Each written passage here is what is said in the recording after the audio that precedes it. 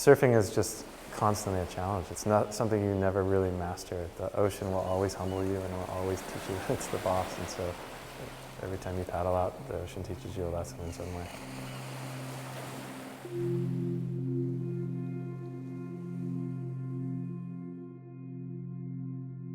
Well, wood is just, there's nothing like it. It's a biomimetic material, so the feeling of it when it's gliding on a wave, I believe is in tune with the way our bodies are meant to feel that flex because it's an organic material.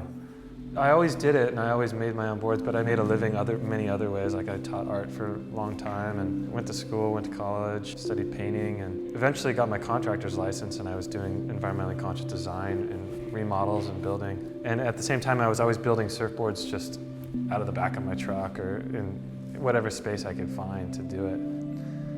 About 12 years ago, I made the decision to try and bring my desire to design things more sustainably into the surfboards I was building. The first one took me probably a year and a half to build, just from the beginning stage all the way through.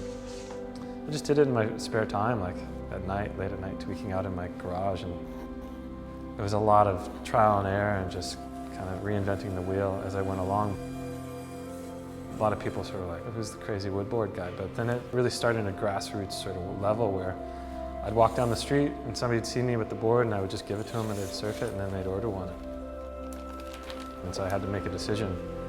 Do I jump headfirst into building surfboards for a living, or do I stick with the remodeling and just keep that my passion, you know? And I just decided to go for it and just see what happened. And I've been fortunate that it actually has worked out and I can keep building them. Conventional surfboards these days are a block of foam. They break down over a year and they end up in the landfill. I build each board by hand, one at a time. I'm not mass producing anything. I'm really just trying to build them to the highest possible standards, to be as beautiful as possible and to last as long as possible and to perform as well as they possibly can. My ultimate goal is to create an heirloom type surfboard, something that can be passed on from generation to generation.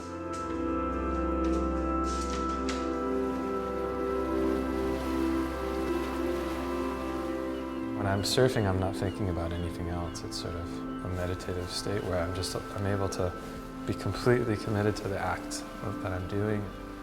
There's something just really profound to riding a wave of water. It's kind of indescribable the way it feels.